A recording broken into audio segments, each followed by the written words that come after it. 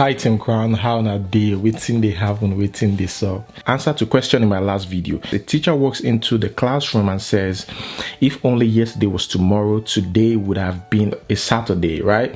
Which day did the teacher make this statement? A, Sunday, B, Monday, C, Thursday, D, Friday, E, Saturday.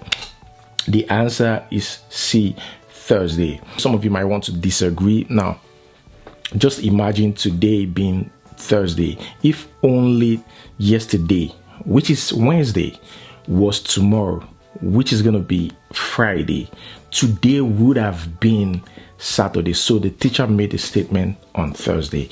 All right, guys, so that is it. Welcome to our channel.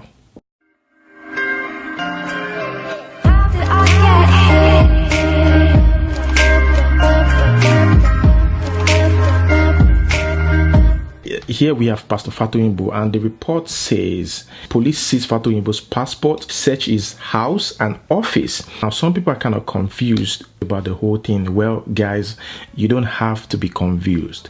Okay, for me, I don't think that is just Busola's case. I have a feeling there's more, because here in the report they said they were looking for incriminating documents and other evidences that was reviewed by witnesses during discrete investigation. Discrete investigation. Take note of that. Discrete investigation. So there might just be other allegations apart from Busola's case. There might be other allegations lingering against this man. So, you know, I don't want to say much about it because I have no idea about this investigation that the police are doing apart from Busola's case. Okay, some people are just making fun of that. Is it Crest they are looking for or what? Well, guys, that is it. Moving on to the next news. Now, guys, I've been thinking. Okay, I've been doing some thinking lately. Who's the hottest rapper currently in Nigeria, Zlatan or Naira Marley? Who is the hottest rapper? Let's just say indigenous rapper, okay? Let's say indigenous rapper. Those who rap in their dialect, you know, Igbo, Yoruba, Hausa, or any language that they're comfortable in. Now, we've enjoyed songs from Olamide, CDQ, Fino, Zoro, all of them. The question is, who would take our indigenous rap to the next level? Who would take it to the big stage? When I mean big stage, I know most of these people have been there, all right? But who would take it from just being an indigenous rapper to, from just being an indigenous rap to being an international something? I mean, our rappers, our indigenous rappers selling out big stages, you know, like O2 Arena. I mean, Olamide was very huge in Nigeria, but it didn't even try the O2 Arena or like a big stage outside of Nigeria. Who is going to make that difference? I feel like we're still going to have somebody that will convince us that, yeah, they can do it. I know you might be thinking, oh, come on, hip-hop is not, it doesn't belong to us. It's not ours. It's not this, it's not that. Even South African artists, that 90% of their songs are kind of similar to what American rappers are producing out there or releasing out there. They still get interviews, they still sell out shows in other countries, like big stage, big shows. They still get on big platforms, you know, or on big radio stations abroad, you know, to interview them and all that. So who would make that difference? Now, again, guys, let's talk about Psquare. All right, the no more Psquare. We have Peter and Paul, who are now, Peter is Mr. P and Paul is, you know, Rude Boy. Who is winning? I mean, it's been years. It's like 3 years, you know, they've separated. Now, here's what I think. No doubt, okay, Rude Boy is doing well musically. He's doing well musically than his brother, than Mr. P. But if you talk about endorsement, if you talk about appearances, all put together, Mr. P is kind of doing well. And I think it's because of the sex appeal, his posture, and because he can dance. Okay, but lately, Rude Boy have been getting shows, more shows. Why? Because Rude Boy, like I said, musically is doing well. Streams, this guy has millions of views. Even if you check the subscribers on YouTube, Paul is like over 400,000, you know, subscribers, while Peter is like 100 and something thousand subscribers. who in overall would you still say is the best between these two? It is hard. You know why? Because we're used to Psquare, and just imagine if these two were together. Just imagine if they were still together. I'm very sure they will be bigger than this. But truly, they're both doing well in life. So guys, let me know what you think. For me, if you ask me to choose, I can't really choose because I love them as Psquare. One can dance, one can sing better than the other, and one can dance better than the other. So they make up that, that space right there. It's been like 3 years, since they separated, and Rude Boy currently is getting millions of views, most especially his song that he released 4 months ago, Reason With Me, got right now currently have over 22 million views on YouTube, and even Double Double currently have 10 million views. Like, those two songs, they're just amazing. But we are aware that, yeah, of course, this guy is a better singer, so I'm not actually surprised that Rude Boy is doing well musically than his brother. But guys, like I said, let me know in the comment section below. I just saw this about Naira Marley reacting to comments about him being illiterate. He used the F word, like a lot of the F word. Naira Marley as usual. And this is not Naira Marley tweeting. Why is Naira Marley tweeting this? Are you fucking stupid? You think I'm a fucking illiterate, fam? You fucking stupid fucking dickhead. I'm a fucking A-star student that fucking went to school in fucking England. You think my whole fucking 20 years in England was for what, fam? Bruv, stop fucking telling me nonsense, bruv. I'm not fucking illiterate like you fucking. But yeah, there's just one thing we need to put in mind. I know so many people are saying, man, I don't like this guy. When you're weird, it just take you to the next level. And I think that's what Naira Marley is doing now. It can affect, him in the long run, and it might not even affect him. It depends on how he played his card.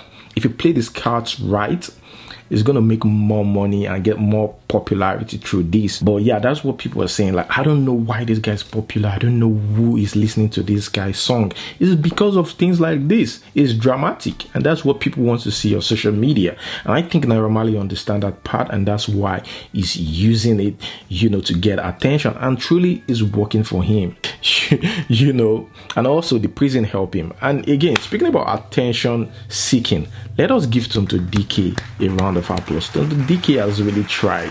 She really shook the internet at one point. And we all know that Tonto Dikeh, kudos to Tonto Dikeh on that. Easy. Seriously, I'm gonna be honest with you, it's not easy at all to be able to shake the internet. Sometimes now when I just go through, doing my research or checking out news or latest news, I hardly see info about Tonto Dikeh, because it was more about her ex. And I feel like if Tonto Dikeh is not talking about her ex, people don't even listen to her anymore. And she also get attention by blasting her colleagues, but most of this attention came from her blasting her ex-husband. And apart from her blasting her ex-husband, I just want to say Tonto Dikeh understand the internet, and she made it work for her. Some of you need to get tutorials from Tonto Dikeh. Okay guys, moving on to the next news. Olamide just released this song, and guess what? Oh my god, you guys need to go to Olamide's page to see what I'm talking about. Oh, you see the backside this guy is posting, big, small, shaking, anything. But yeah, listen to this song. It's a nice song. Of course, Olamide's song is you always want to dance to his song. You always want to nod your head and all that. It's a nice song. And he said he released a video after that. I'm talking about a video on his Instagram page, and he said some guys trying to ask him out because they thought that page belongs to a female. Let's watch this funny video. All the new people will just go to follow me. All these Arabos, I've been saying they call them, and some kind Balu people will go to send me DM. I love you, hey boo. Abolori Brukuni, boo ori Bruku Lenwa. Now man get the page, I just promote my song. We like saying the craze. We not comport to. I saw some comments on social media blasting Olamide for like posting all these things. Like, why would a musician of your caliber be posting all of these things on social media? But that is what it's called showbiz. It's part of showbiz. If you ask me, that's my honest opinion. And I'm gonna get to the question about these artists, if they are role models or not. That's gonna be in the end of this video. But again, seriously, it's hard for you to pick an artist as a role model. You know that is their job. That is what they do. So people need to understand that side of them. And he's also promoting a song. But guys, I know some of you have different opinion about this. All right, that is why you need to comment down below. All right, let us move on to the question of the day. Okay, first question: do you think celebrities encourages youth to look up to them as role models? Do you think it influences their character, their behavior, their attitude? Let me know in the comment section below. As an artist, you have this platform and you have a lot of followers, and you have people who would just go just because you said go. So I feel like when you're in that position, a lot is required of you. If you know that you cannot handle the pressure that comes with being a celebrity or being in the spotlight, then you can, just take a chill and, be like the rest of us that nobody knows. It's so easy now because of social media. People absorb what they see, so it's very tricky. You might think that, oh, I'm a celebrity, I'm not your mother, I'm not an influencer. But when people follow you and they see you and they take everything that you do and everything you say, you are indirectly influencing them. So they are, but they don't. Some of them don't know that they are. They're like, I'm living my own life. I know what's good for me. But when you have a lot of people following you, 1, 2, 3 million people, out of that, there's a percentage that truly believes in everything that you do and they emulate you. Do you know what I'm saying? So yes, they sort of encourage them to do. So you're an A-list international Nigerian artist.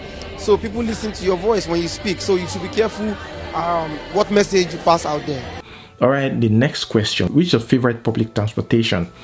For long distance, Danfo, and for short one, Keke Napep. I like Keke Napep because you don't get to see a lot of people in there, like choked in there.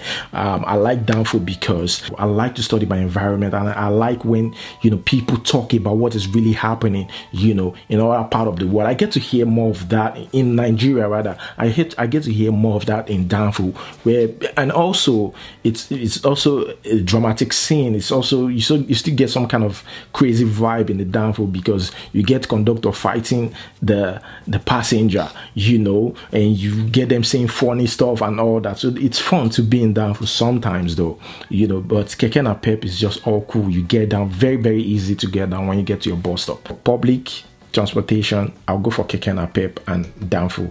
What is yours? The last question: if OBO has Skelewu, Naira Marley has Soapy, Olamide has Shakiti Baba, what does Wizkid have? Let me know your take in the comment section below. Thank you so much for watching. Until see next time, peace.